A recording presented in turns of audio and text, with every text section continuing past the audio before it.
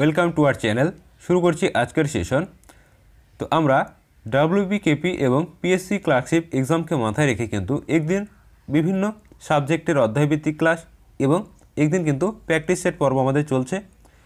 তো প্রত্যেকে কিন্তু ক্লাসগুলি নিয়মিতভাবে করতে থাকবে। এক্সামে কিন্তু প্রচুর প্রশ্ন তোমরা এখান থেকে কমন পাবে।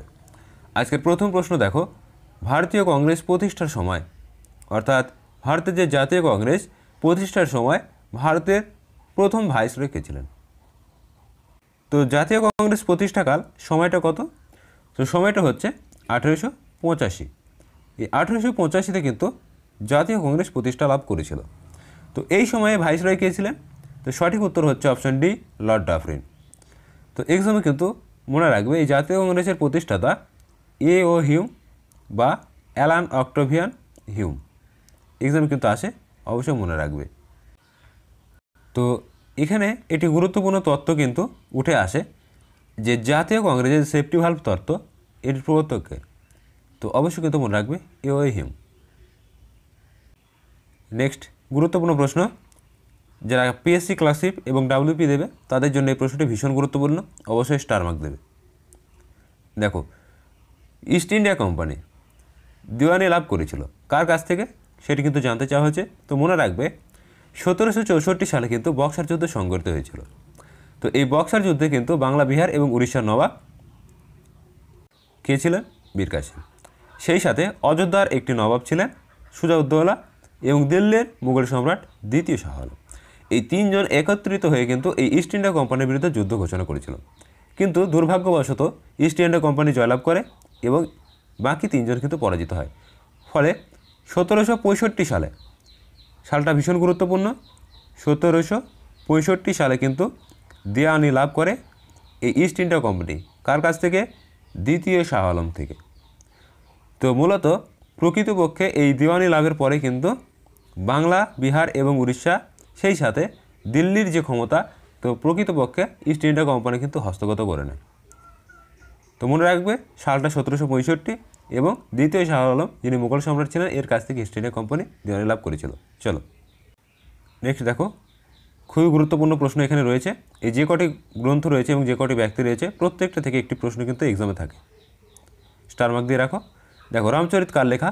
প্রথম প্রশ্নের উত্তর হয়ে যাচ্ছে সঠিক উত্তর option C, Sandhyakar Nandi. WB এবং কলকাতা পুলিশ সাব ইন্সপেক্টর কিন্তু এই প্রশ্নটি এসছে। দেখো, রামচরিত কার লেখা? সন্ধ্যাকর নন্দী হচ্ছে সঠিক উত্তর। এছাড়া তুলসীদাসের একটি গুরুত্বপূর্ণ গ্রন্থ কিন্তু এক্সামে আসে, রামচরিত মানস। মনে রাখবে রামচরিত মানস।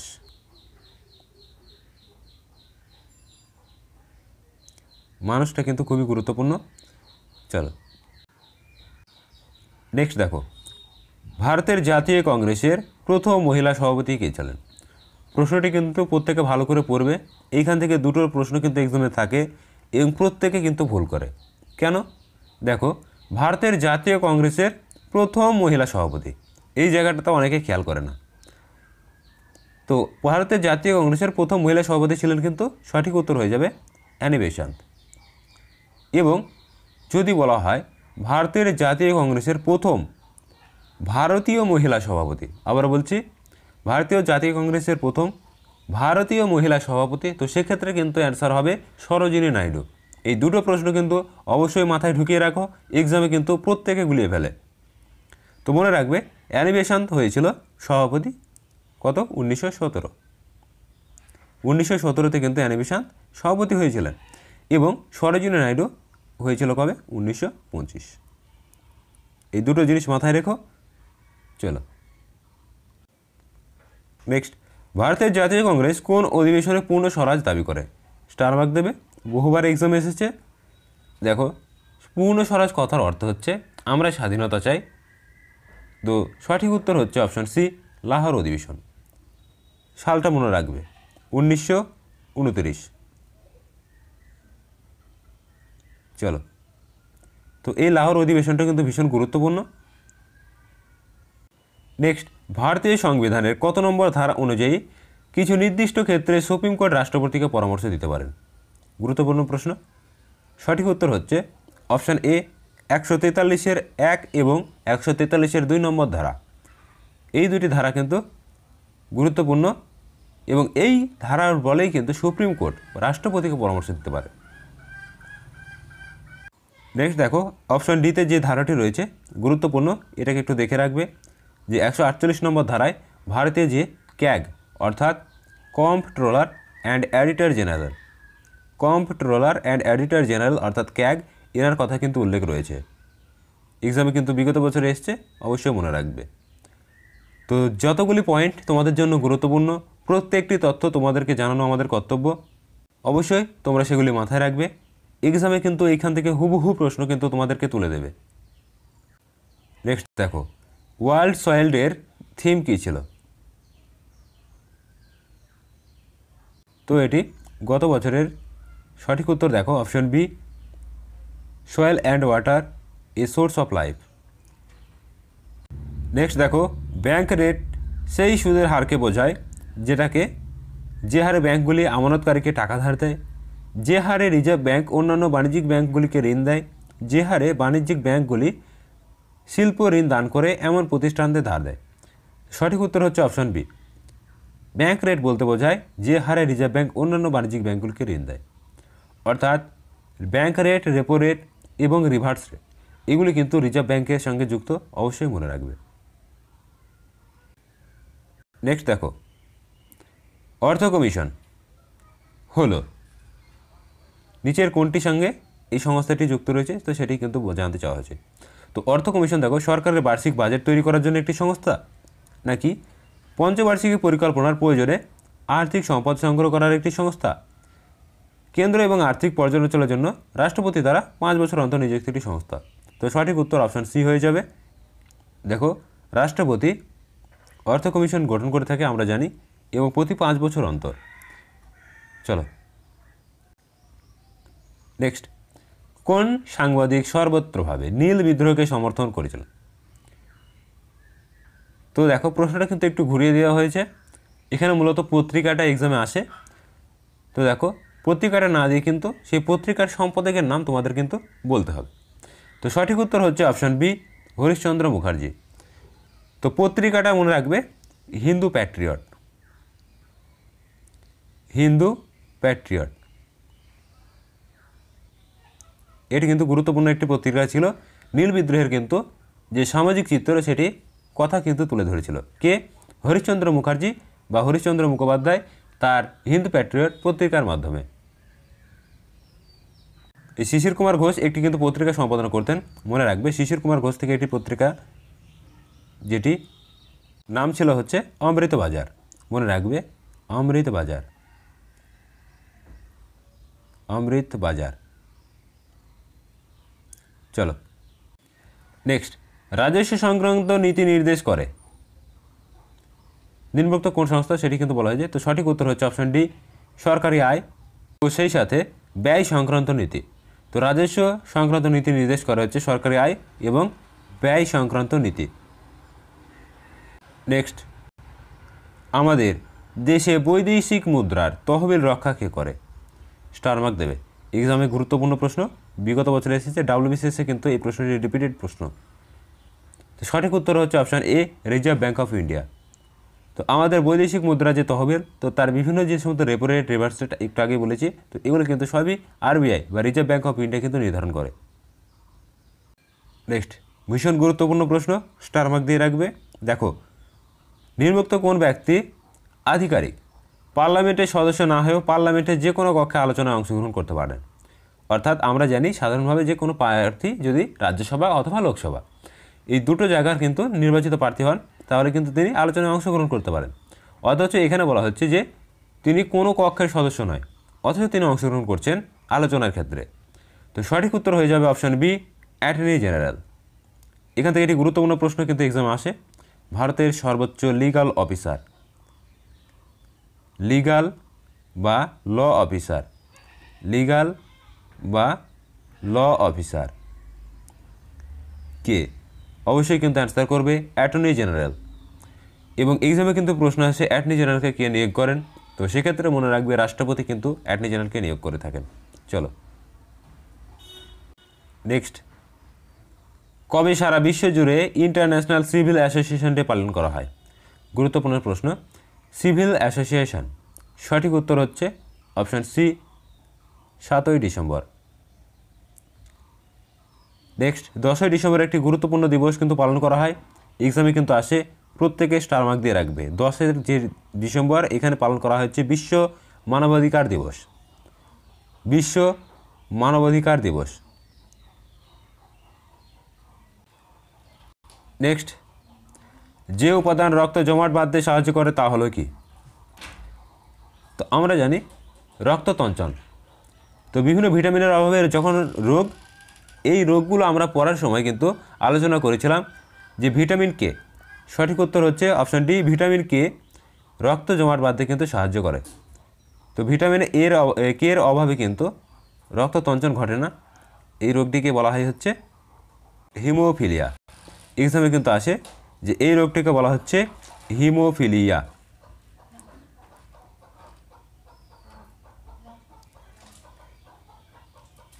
নেক্সট দেখো, ভিটামিন এর অভাবে যে রোগটা হয় রাতকানা আমরা জানি, এবং ভিটামিন বি, এই ভিটামিন ডি এর অভাবে যে বাচ্চাদের হচ্ছে রিকেট এবং বড়দের অ্যাস্টিওমালেশিয়া। চলো নেক্সট, আলোকরশ্মির প্রাথমিক রঙগুলি কী কী? তো এটি মনে রাখার জন্য একটি ট্রিক্স তোমাদেরকে শিখিয়েছি, যে সুনীল একজন ব্যক্তির নাম। তো সুনীল কথার অর্থ হচ্ছে এই 3টে রং কিন্তু এর মধ্যে লুকিয়ে রয়েছে। তো সুনীলের মধ্যে দেখো, সু দিয়ে হচ্ছে সবুজ, নি দিয়ে হচ্ছে নীল, এবং ল দিয়ে হচ্ছে লাল। তো অপশানে এই 3টে যেখানে থাকবে সেটাই মেরে দেবো। তো অপশান বি সঠিক উত্তর কিন্তু হয়ে যাচ্ছে। তো এই রং দিয়ে কিন্তু 2টি প্রশ্ন এক্সামে থাকে, একটা হচ্ছে মৌলিক রং কোনগুলি, আলোকরশ্মির প্রাথমিক রং কোনগুলি। তো অবশ্যই কিন্তু উভয় ক্ষেত্রে এই লাল নীল সবুজ যেখানে অপশন থাকবে সেটাই সঠিক উত্তর করে দেবে। নেক্সট গুরুত্বপূর্ণ প্রশ্ন, ফুড এসআইতেও কিন্তু এই প্রশ্নটি কমন ছিল। যারা প্রথম শিফটের এক্সাম দিয়েছো 17 তারিখে তারা কিন্তু দেখেছো। দেখো, রাউরকেল্লা এবং দুর্গাপুরের লৌহ ইস্পাত কারখানা শিল্প ভারতের কোন পঞ্চবার্ষিকী পরিকল্পনায় গৃহীত হয়েছিল? তো সঠিক উত্তর হচ্ছে অপশন বি, দ্বিতীয় পঞ্চবার্ষিকী পরিকল্পনা। তো বিশেষত ভারী যে সমস্ত শিল্পায়ন এই দ্বিতীয় পঞ্চবার্ষিকী পরিকল্পনায় গৃহীত হয়েছিল, এবং কৃষিকাজের উপর যে গুরুত্বপূর্ণ প্রভাব সেটি প্রথম পঞ্চবার্ষিকী পরিকল্পনায় হয়েছিল। নেক্সট, একটি বস্তু অনুভূমিক তলে সমদ্রুতিতে গমন করে, তবে বস্তুটির চলার সময় নিচের কোন রাশিটি থামবে না? একটু বুদ্ধি লাগিয়ে কিন্তু অ্যান্সার করার চেষ্টা করবে। বস্তুটি দেখো অনুভূমিক তলে সমগতিতে গমন করছে, তবে বস্তুটি চলার সময় নিচের কোন রাশিটি থাকবে না? তো সঠিক উত্তর হচ্ছে অপশন ডি, ত্বরণ। ত্বরণ হচ্ছে কিন্তু সঠিক উত্তর। আমরা জানি কোনো বস্তুকে যখন আকাশের দিকে ছোড়া হয় তখন সেই বস্তুটি যখন উপর থেকে নিচের দিকে নামে তখন পৃথিবী তাকে যে বল দ্বারা আকর্ষণ করে নামাচ্ছে, তো সেটাই হচ্ছে অভিকর্ষিত ত্বরণ। নেক্সট দেখো, কোন ঘটনা মহাত্মা গান্ধীকে 1922 সালে অহিংস অসহযোগ আন্দোলন স্থগিত রাখতে বাধ্য করেছিল? গুরুত্বপূর্ণ প্রশ্ন। সঠিক উত্তর অপশন এ, চৌরচিরার গণহিংসা। আমরা জানি যে উত্তরপ্রদেশের যে গোরক্ষপুর জেলায় এই উত্তেজিত জনতা কী করেছিল 1922 সালে, থানায় 22 জন পুলিশকর্মীকে কিন্তু পুড়িয়ে মেরে দিয়েছিল। তো এই ঘটনার জন্য কিন্তু গান্ধীজি এই আন্দোলন প্রত্যাহার করে নিয়েছিলেন। নেক্সট প্রশ্ন দেখো, সিটিবিটি এটি কোন ক্ষেত্রের সঙ্গে যুক্ত? সঠিক উত্তর হচ্ছে অপশন এ, পরমাণু অস্ত্রের সঙ্গে। নেক্সট, সম্প্রতি কোন মহিলা টাইম ম্যাগাজিনের বিচারে পার্সন অফ দ্য ইয়ার হিসাবে মনোনীত হয়েছেন? তো এটি গত বছরের প্রশ্ন কিন্তু। তো সঠিক উত্তর হয়েছে option D, Greta Thunberg. Next, protein শনাক্তকরণের পরীক্ষা হলো। তো সঠিক উত্তর অপশন বি, বিউরেট পরীক্ষা। তো বিউরেট পরীক্ষাটাকে বলা হচ্ছে প্রোটিন শনাক্তকরণের পরীক্ষা।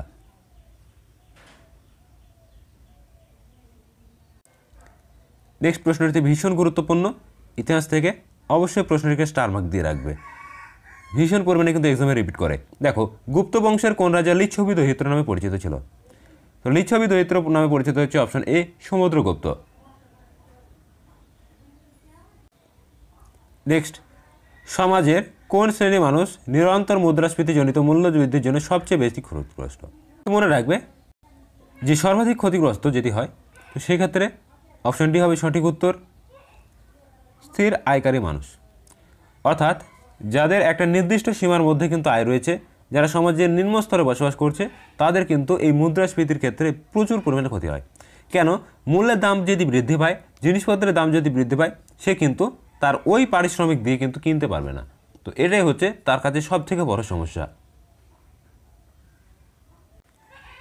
নেক্সট দেখো, সংবহন চ্যাপ্টার থেকে গুরুত্বপূর্ণ একটি প্রশ্ন, স্টার মার্ক দেবে। জাইলেম কলা প্রধানত সংশ্লিষ্ট হয়।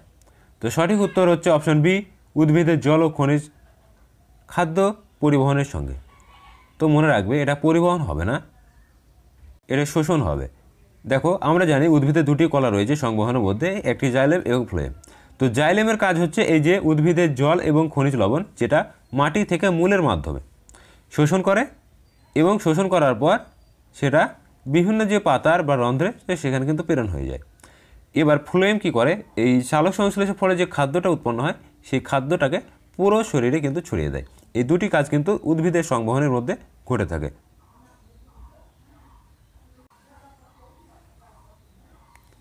নেক্সট, ভারতে কেন্দ্র ও রাজ্যের মধ্যে সম্পদ বিভাজনের ক্ষেত্রে কোন সাংবিধানিক ব্যবস্থা চালু আছে? সঠিক উত্তর অপশন সি, ভারতীয় অর্থ কমিশন। কেন্দ্র এবং রাজ্যের মধ্যে সম্পদ বিভাজনের ক্ষেত্রে অর্থ কমিশন কিন্তু রয়েছে। এবং মনে রাখবে আর্থিক যে বিষয়টি, কেন্দ্র এবং রাজ্য উভয়ের কিন্তু সমান গুরুত্বপূর্ণ বিষয়। নেক্সট, কততম সংবিধান সংশোধনের মাধ্যমে সম্পত্তি অর্জন, ভোগ ও হস্তান্তরের অধিকারকে মৌলিক অধিকার থেকে অপসারণ করা হয়েছে? ভীষণ গুরুত্বপূর্ণ, প্রত্যেকে ডবল স্টার দেবে। এক্সামে কিন্তু এই প্রশ্নটি বিগত বছরে প্রচুর পরিমাণে রিপিট করেছে, আপকামিং এক্সামের জন্য গুরুত্বপূর্ণ। তো মনে রাখবে হয়েছিল হচ্ছে 44তম সংবিধান সংশোধন, সালটা কিন্তু 1978, অবশ্যই কিন্তু মনে রাখবে। এবং 76 সালে একটি গুরুত্বপূর্ণ সংশোধনী আমরা দেখেছিলাম, মনে রাখবে 76তম সংবিধান যে সংশোধন হয়েছিল সেখানে ধর্মনিরপেক্ষ এবং সমাজতান্ত্রিক, যেটি 42তম সংবিধান সংশোধনের মাধ্যমে কিন্তু যুক্ত হয়েছিল। এই বিষয়টি মনে রাখবে, ধর্মনিরপেক্ষ এবং সমাজতান্ত্রিক 76তম সংবিধান সংশোধন, যেটি 76 সালে হয়েছিল 42তম সংবিধান সংশোধনের মাধ্যমে।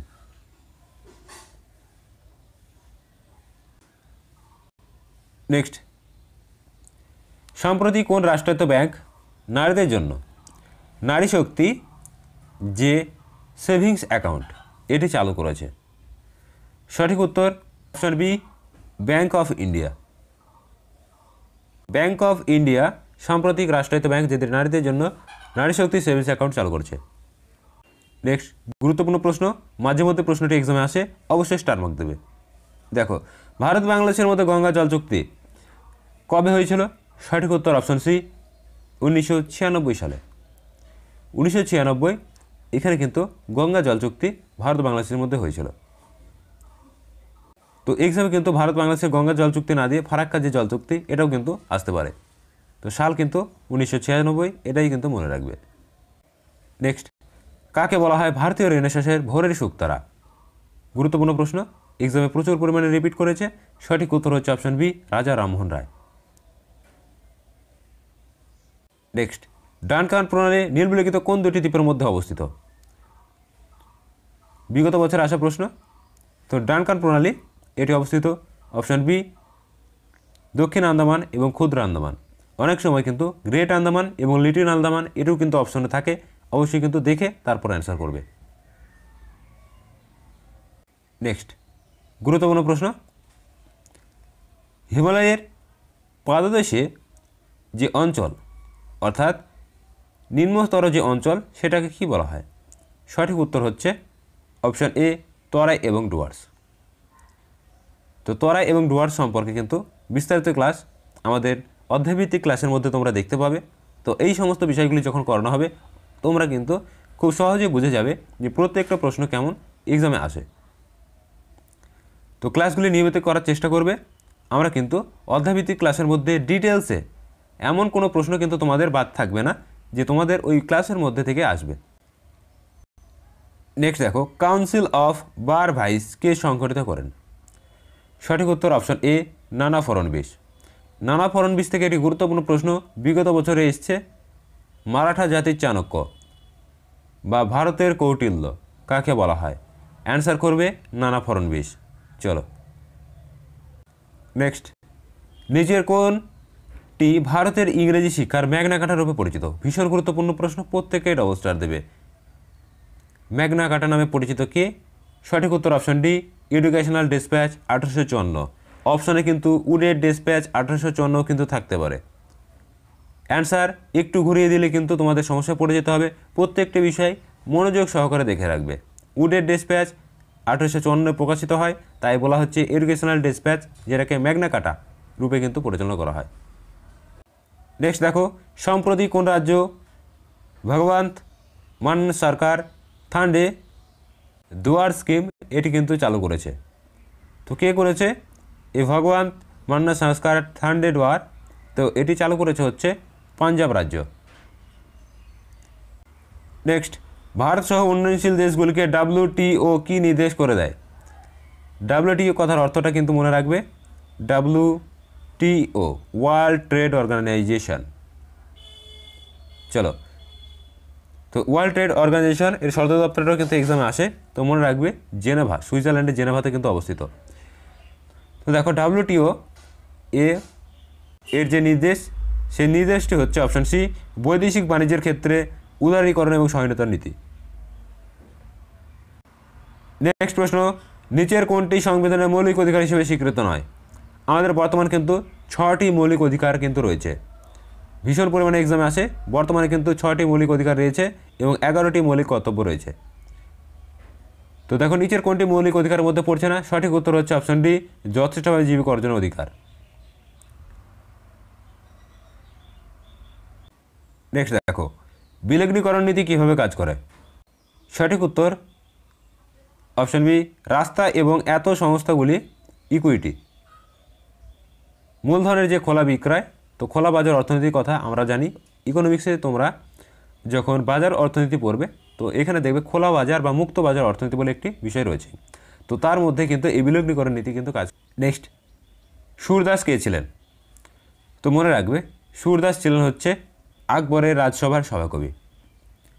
তো এখান থেকে একটি গুরুত্বপূর্ণ প্রশ্ন বিগত বছরে এক্সাম এসেছে, প্রশ্নটি কিন্তু অবশ্যই মাথায় রাখবে। আগ্রার অর্ধপক্ষী, আগ্রার অন্ধপক্ষী কাকে বলা হয়? তো আগ্রার অন্ধপক্ষী বলা হয় হচ্ছে এই সূরদাসকে। স্টার মার্ক দিয়ে রাখবে, এক্সামে কিন্তু দিতে পারে। বিগত বছরে যেহেতু এসছে, অবশ্যই কিন্তু রিপিট করার চান্স রয়েছে। নেক্সট, নিচের কোনটি ঘুমের ওষুধ প্রস্তুতিতে ব্যবহার করা হয়? সঠিক উত্তর হচ্ছে অপশন সি, ইউরিয়া। তো ইউরিয়া হচ্ছে প্রথম জৈব যৌগ, যেটিকে বিজ্ঞানী উইলার প্রথম কিন্তু এই ইউরিয়া আবিষ্কার করেছিলেন। তো মনে রাখবে, ইউরিয়া তৈরিতে প্রধান যে বস্তু সেটা হচ্ছে অ্যামোনিয়া। অ্যামোনিয়া থেকেই কিন্তু ইউরিয়া উৎপন্ন হয়। চলো, এই ছিল আজকের গুরুত্বপূর্ণ প্রশ্নোত্তর। আমরা কিন্তু টপ 40 অর্থাৎ 40টি প্রশ্ন কিন্তু কভার করলাম। তো চ্যানেলে যারা নতুন, অবশ্যই চ্যানেলটিকে সাবস্ক্রাইব করবে এবং ভিডিওটি ভালো লাগলে অবশ্যই বন্ধুদের মাঝে শেয়ার করবে। আমরা একদিন অধ্যায়ভিত্তিক এবং একদিন আমাদের মক টেস্ট পর্ব কিন্তু চলছে। তো প্রত্যেকে ক্লাসগুলো নিয়মিত করতে থাকো, এক্সামে কিন্তু তোমাদের প্রচুর পরিমাণে হেল্প হবে। আশা রাখি এক্সামের আগে কিন্তু তোমরা নিজেরাই বুঝতে পারবে যে তোমাদের প্রিপারেশন কতটা রেডি হয়েছে।